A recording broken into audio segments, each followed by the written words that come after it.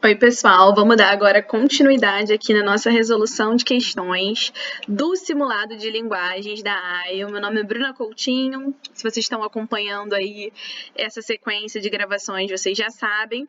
E agora a gente vai partir para a questão 26, que tem como enunciado essa frase aí. Com base no texto, a arte e a cultura na sociedade são opções de resposta, ferramentas de opressão, usando-as para impor uma estética única. Essa daí é muito improvável, né? Dificilmente o Enem diria que a arte e a cultura são ferramentas de opressão, muito pelo contrário. Meros entretenimentos, desconsiderando impactos reais na sociedade. Essa também, sem ler o texto, a gente já consegue desconfiar dela, né? No sentido negativo, no sentido de não ser uma opção de resposta correta, porque o Enem ele costuma trabalhar a arte e a cultura como ferramentas importantes que carregam ideologias, né, que têm poder, e não como mero entretenimentos. Essenciais para a libertação dos oprimidos, construindo uma democracia real, essa já faz bastante sentido. Irrelevantes, ou seja, como se não servissem de nada, preservando a realidade sociocultural. Essa também parece bem absurda, né? Pensando aí na lógica do que de fato a arte e a cultura representam, e exclusivas de uma elite intelectual, inviabilizando a maioria da população. Ela até poderia fazer sentido se a gente pensar que, infelizmente, realmente a arte e a cultura muitas vezes são elementos elitizados, né? Que só estão disponíveis para uma elite social. Mas quando fala que elas são exclusivas, parece que só a elite é capaz de produzi-las. E isso seria bastante equivocado, né? Lendo o texto, né, a gente consegue perceber lá no finalzinho do texto, vocês devem ter percebido isso, né, na hora de fazer a questão, que diz o seguinte: o pensamento sensível que produz arte e cultura é essencial para a libertação dos oprimidos, amplia e aprofunda sua capacidade de conhecer. Só com cidadãos que, por todos os meios simbólicos, palavras e sensíveis, som e imagem, se tornam conscientes da realidade em que vivem e das formas possíveis de transformá-la. Só assim surgirá um dia uma real democracia. Ou seja, o gabarito está escancarado aí, né? A letra C, que fala que a arte e a cultura são essenciais para a libertação dos oprimidos, construindo uma democracia real. Então, o finalzinho do texto deixa essa resposta para a gente bem clara, sem muitas dificuldades aí de compreensão e para a realização da questão. Depois a gente parte para a questão 27, que tem o seguinte enunciado: em relação ao uso da linguagem informal no contexto abordado, reconhece-se que ela é selecionada quando há necessidade de introduzir questões administrativas, possibilidade de humanizar a comunicação da empresa, finalidade de promover maior familiaridade entre os funcionários, intenção de gerar uma relação mais profissional entre os colaboradores, formação de um perfil de mensagens padronizadas de modo ágil e informativo. Mais uma questão em que a gente precisa ler o texto, né? E que a resposta também está lá no finalzinho. É um texto que fala aí sobre o WhatsApp, né, como forma de comunicação, e aí lá no finalzinho diz que hoje essa plataforma, essa ferramenta de comunicação tem sua identificação em duas vertentes, formal e informal, pois a criação de grupos se deu como uma forma de melhorar a comunicação e deixar a chefia ciente de imprevistos, doenças, atrasos no expediente, acionamento. E em vias de utilização como ferramenta informal, que é o que o enunciado dessa questão está pedindo, os grupos são criados por fim de entretenimento, com viés de manter a amizade, aproximar os membros do efetivo e descontrair a equipe. Ou seja, o uso da linguagem informal nesse contexto dos grupos do WhatsApp reconhece, né, que é uma linguagem necessária e que faz sentido quando existe uma finalidade de quê? Está falando aí entre aproximação, entre familiarização, entre esses membros da equipe, seria a letra C, né? Promover maior familiaridade entre os funcionários, ok? Também não tem muito mistério, grandes dificuldades para a resolução dessa questão. É uma questão aí de simples interpretação de texto. Depois a gente passa para a questão 28, que traz o seguinte enunciado: No fragmento, qual é a crítica social expressa por meio da personagem do Visconde Pancome? Então, a gente tem que focar nesse personagem para entender, né, qual é a crítica social presente no texto. E aí fala em valorização da beleza física em detrimento da competência profissional, importância do conhecimento musical para a obtenção de um cargo público, necessidade de se ter boas maneiras e etiqueta para se destacar na sociedade, preferência por indivíduos jovens e atraentes no ambiente de trabalho. Essa é bem absurda, né? Se bem que o enunciado está falando em crítica social, então realmente seria uma crítica a essa conduta, mas lendo o texto a gente vê que não é isso que está sendo dito. A apreciação da dança como uma habilidade essencial para um funcionário público. Essa questão a gente vai ter que ler o texto todo, porque o sentido, né, enfim, a resolução dela, o gabarito, ele vai sendo construído ao longo do texto. O título é Os Brusundangas. No gabinete do ministro Pancome, quando se deu uma vaga de amanauense na sua Secretaria de Estado, de acordo com seu critério, não abriu concurso, como era de lei, e esperou acaso para preenchê-la convenientemente. Houve um rapaz que, julgando que o poderoso Visconde queria um amanuense, chique e lindo, supondo-se ser tudo isso, requereu o lugar, juntando-se seus retratos, tanto de perfil como de frente. Pancome fê-lo vir à sua presença, olhou o rapaz e disse: Sabe sorrir? Sei, excelentíssimo senhor ministro. Então mostre. Pancome ficou contente e indagou ainda: Sabe cumprimentar? Sei, senhor Visconde. Então, cumprimente ali o major Marmeleiro. Este major era o seu secretário e estava sentado em outra mesa ao lado da do ministro, todo ele embrulhado em uma vasta sobrecasaca. O rapaz não se fez de rogado e cumprimentou o major com todos os F e R diplomáticos. O Visconde ficou contente e perguntou ainda: Sabe dançar? Sei, excelentíssimo senhor Visconde. Dance. Sem música? O Visconde não se atrapalhou. Determinou o secretário: Marmeleiro, ensaia aí uma valsa. Só sei morrer sonhando. Exemplo. Serve. O candidato dançou as 1000 maravilhas e o Visconde não escondia o grande contentamento de que sua alma exuberava. Indagou ao final: Sabe escrever com desembaraço? Ainda não, doutor. Não faz mal. O essencial o senhor sabe, o resto o senhor aprenderá com os outros. Ou seja, ele sabia dançar, ele era lindo e chique, né, mas não sabia escrever.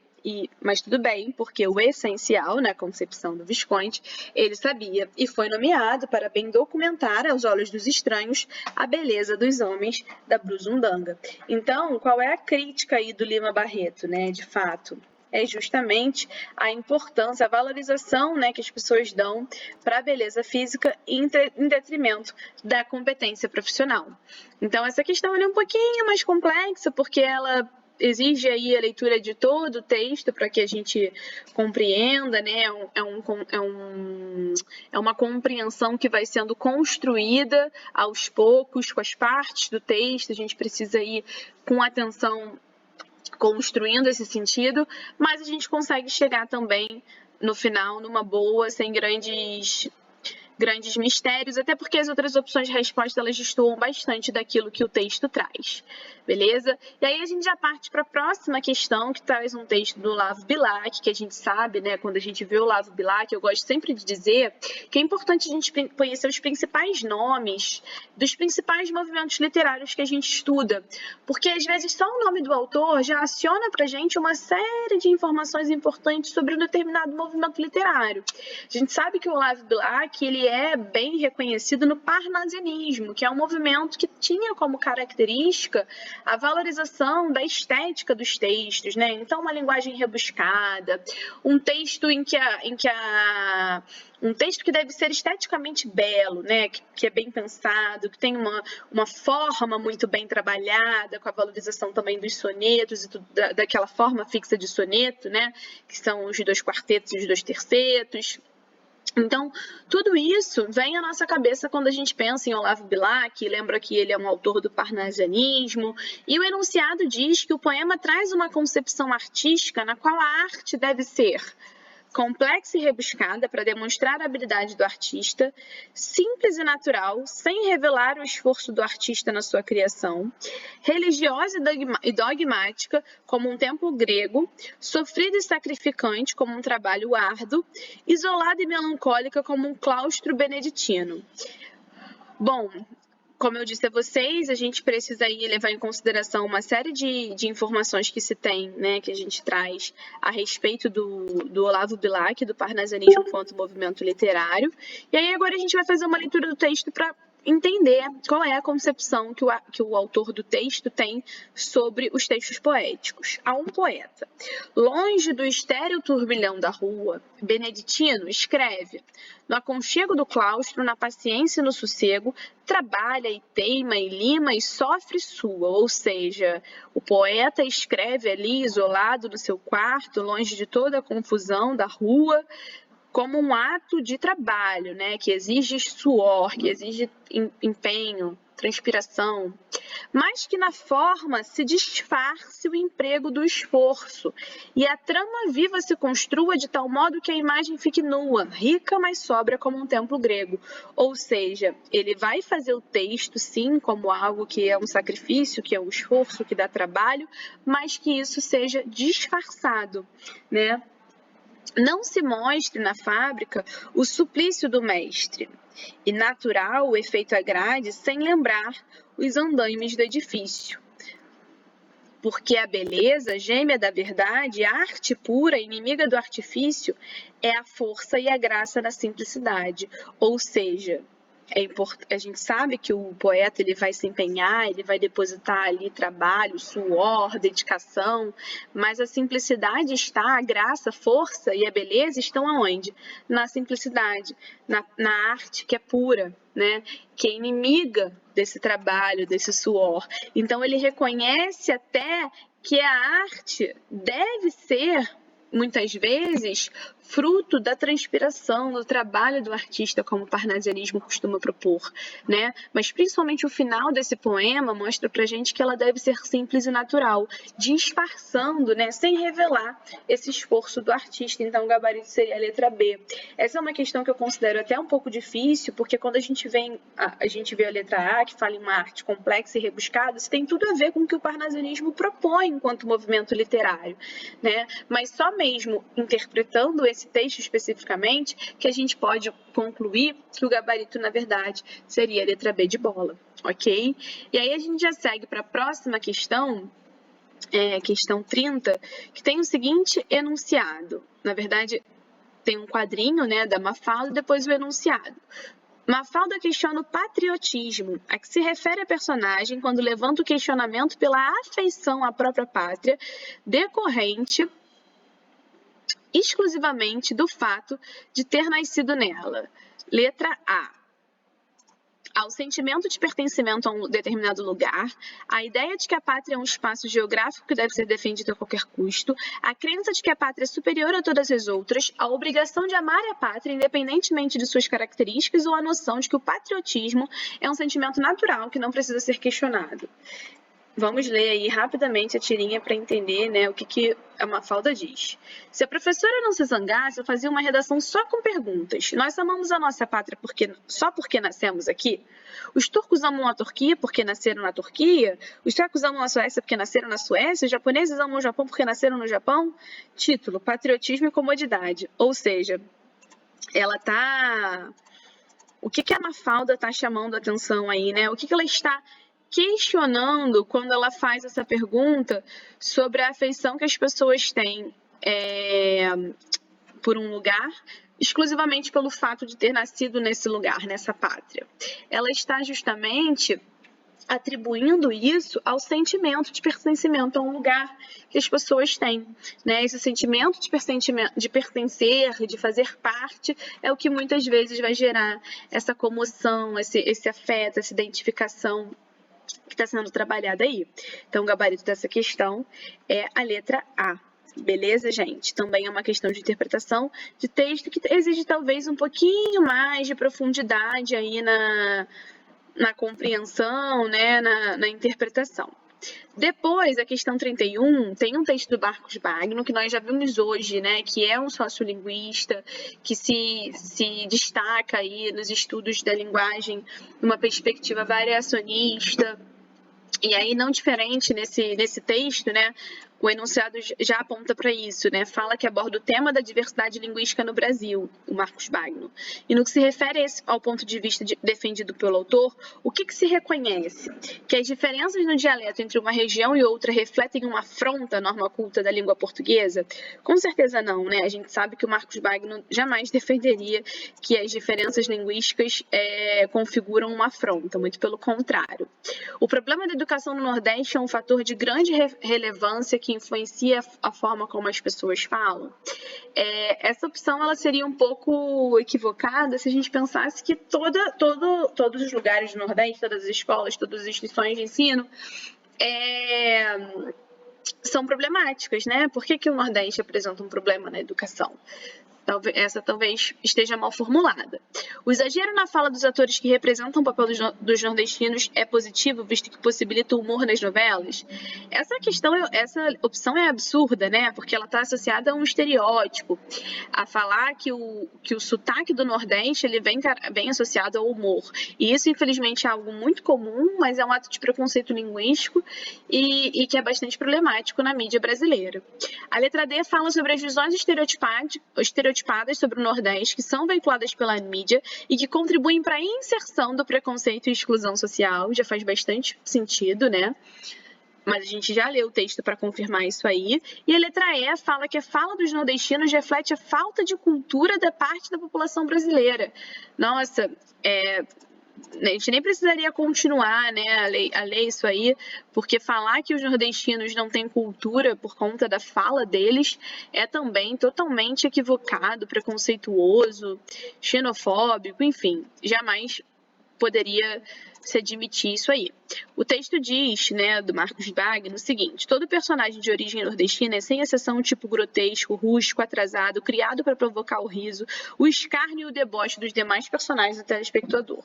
No plano linguístico, atores não nordestinos expressam-se num arremedo de língua que não é falado em lugar nenhum do Brasil, muito menos no Nordeste. Costumo dizer que aquela deve ser a língua do Nordeste de Marte, mas nós sabemos muito bem que essa atitude representa uma forma de marginalização e exclusão.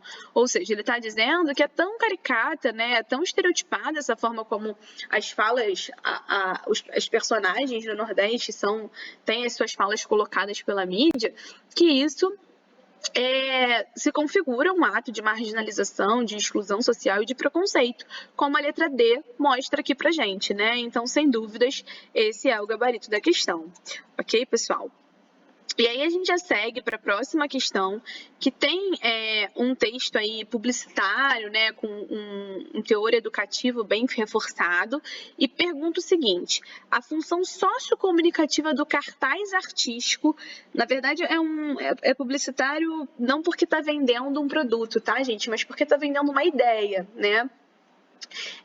Representa a arte como uma forma de expressão individual, de entretenimento, de crítica social, de valorização da cultura ou de propaganda. Se a gente observar aí o texto, ele diz o seguinte: não importa o tipo de homem que você é, seja do tipo que cuida da saúde. Então, é um texto que traz aí várias palavras, a gente pode até assemelhar isso daí aos textos concretistas, né, que formam imagens, que valorizam a estética do texto a partir da disposição, da organização das palavras. Então, várias palavras que são adjetivos que estão associados aos homens, e essas palavras formam a imagem de um homem que tem o objetivo de destacar a importância dos homens cuidarem da própria saúde, ou seja, o foco aí é fazer uma crítica social, né? Mostrar como que muitas vezes essa masculinidade prejudica o autocuidado, prejudica a prevenção masculina, né? Porque existe uma falsa ideia, uma ideia equivocada de que os homens não podem ou não devem se cuidar, não devem ter precaução com a saúde, ok? Então, gabarito, letra C de casa. Seguimos para a próxima questão, que diz: ao usar o pretexto do banheiro lá de cima para ver a suíte da dona da casa, se identifica que a personagem demonstra ciúmes por suspeitar que a dona da casa tem uma nova namorada, o que dá a entender que a narradora e a dona da casa foram amantes em outro momento. Indiferença pela intimidade da dona da casa, posto que mente para ela, sem pudor, e não se incomoda com isso, que sugere que são estranhas uma à outra.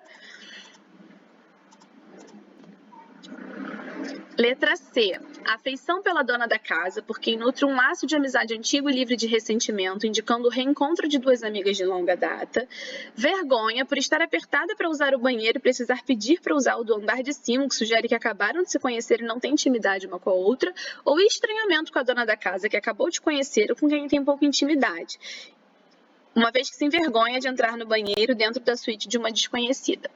Essa questão, gente, a gente precisa ler o texto, né? Uma questão de interpretação totalmente associada à narração que se tem aí. Então, diz o seguinte: quando Yara foi ao banheiro, aproveitei a chance. Menti para Violeta, dizendo que também estava apertada, e usar o banheiro lá de cima.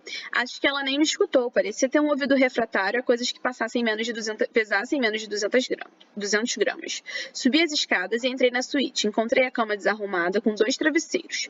Junto ao colchão, um livro de poesia, um frasco de vitaminas, óculos de leitura. No banheiro, vi uma segunda escova de dentes e uma calcinha grande demais para ser da Yara, pendurada no chuveiro. Me olhei no espelho. Vi meus olhos lacrimejando. Respirei, ajeitei os cabelos, desci a escada sorrindo, fazendo de conta que estava tudo bem, mas sem nem sentir.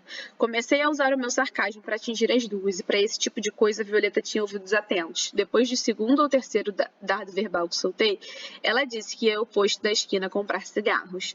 Ou seja, a gente infere, né, que por essa sequência narrativa que é traçada aí, a pessoa, quando fala que vai usar o banheiro lá de cima, é porque ela está desconfiada de uma situação, e quando ela chega lá e vê as 2 escovas de dentes, a cama desarrumada, a calcinha que é maior do que a Yara usaria, tudo isso, né, leva ela a compreender, a entender que houve ali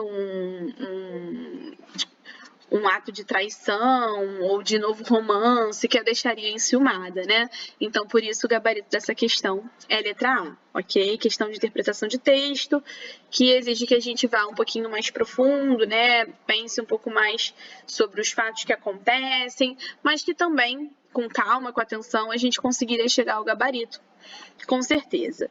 Depois, a gente tem uma questão que fala sobre meditação.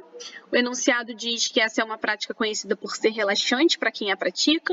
E segundo o texto, é possível reconhecer que essa prática tem relação com o cristianismo e não com exercícios físicos, contribui relevantemente para a saúde mental dos praticantes, começa a ser benéfica após surgir o primeiro estudo científico com dados, apresenta estudos científicos, mas sem a comprovação de seus benefícios, ou dispensa uma prática constante da atividade por não afetar a forma física do indivíduo. É uma questão que também a gente precisa ler o texto, né? E quem leu aí percebeu que o gabarito, na verdade, está mais especificamente no segundo parágrafo, né? Quando diz assim: alguns estudos indicam que a meditação pode alterar fisicamente o cérebro e o corpo, reduzir a pressão sanguínea, a insônia e os sintomas de depressão e ansiedade. Ou seja, tudo isso que é listado aí compõe benefícios, né, características positivas dessa prática da meditação. Mas as mudanças induzidas no cérebro talvez sejam as mais impressionantes. Então, resumindo, só com esse trechinho aí a gente já consegue perceber que o gabarito é a letra B, né? Contribui relevantemente para a saúde mental dos praticantes. E agora, para a gente fechar mais esse bloco de questões, eu vou aproximar bastante aqui para que vocês consigam ver no melhor tamanho possível o texto que a gente tem aí sobre analfabetismo funcional, que é um texto misto, né? Inclusive, gente, essa é uma característica bem frequente do Enem, né? Trabalhar com textos que mesclam elementos verbais e não verbais, com gráficos, com textos publicitários. E aí, esse texto, essa é a única questão que vocês estão percebendo que eu estou começando pelo texto, né? Porque é um texto mais rápido da gente ler, justamente por conta dele estar num formato de esquema, né, de ter muitas imagens, que define o que é o analfabeto absoluto, o analfabeto funcional. Então, é um texto que traz a diferença entre esses 2 tipos de analfabetismo e que traz também alguns dados relevantes, né, sobre o analfabetismo. Mostra, por exemplo, que no Brasil 13 milhões de brasileiros acima de 15 anos são analfabetos, que isso é o equivalente ao total de 3 estados do Brasil, que 60% dessas pessoas são mulheres, que 781 milhões de adultos e 126 milhões de jovens no mundo não possuem essas capacidades básicas de leitura e escrita. E aí, agora sim, vamos para o enunciado e para as opções de resposta, após fazer essa leitura rápida aí desse texto. Diz o seguinte: reconhecendo os conhecimentos sobre linguagens de sistemas de comunicação e informação, o texto trata do alfabetismo funcional no Brasil, objetivando o quê? Informar o número de analfabetos funcionais? Simplesmente. Ele até informa, mas se a gente observar, ele não precisaria utilizar um sistema, essas linguagens não verbais, essas imagens, cores, que contribuem para que esse texto seja mais impactante, chame mais atenção. Convencer o leitor da importância de combater o analfabetismo funcional? Não, isso não é um texto persuasivo de convencimento. Criticar o governo brasileiro por não tomar medidas para combater o analfabetismo funcional? Também não é um texto argumentativo que está aí tecendo críticas ao governo brasileiro. Propor uma solução para o problema do analfabetismo funcional no Brasil? Não, o texto não traz nenhum tipo de manifestação de mudança, de solução, de proposta de intervenção, enfim. Desenvolver uma reflexão sobre o conceito de analfabetismo funcional, sobre o conceito, percebam? E sim, esse é o foco, é mostrar como que muita gente confunde o que é o analfabetismo funcional, tanto que o centro desse gráfico, dessa imagem, está nessa diferença entre o analfabetismo absoluto e o analfabeto absoluto e o analfabeto funcional. Muita gente não sabe essa diferença. E juntamente da imagem, que é atrativa, dos dados, das informações que vem aqui na parte de baixo, que a gente leu ainda há pouco, a gente vê que uma reflexão é promovida, porque são dados alarmantes, que chamam bastante atenção. Então, isso confirma pra gente como o gabarito sendo a letra E. Beleza, pessoal? Então, a gente encerra aqui o nosso penúltimo bloco de questões desse simulado. Fiquem ligados e atentos, porque daqui a pouquinho vocês podem assistir o próximo bloco com as últimas questões desse simulado de linguagens. Aguardo vocês lá. Um beijo!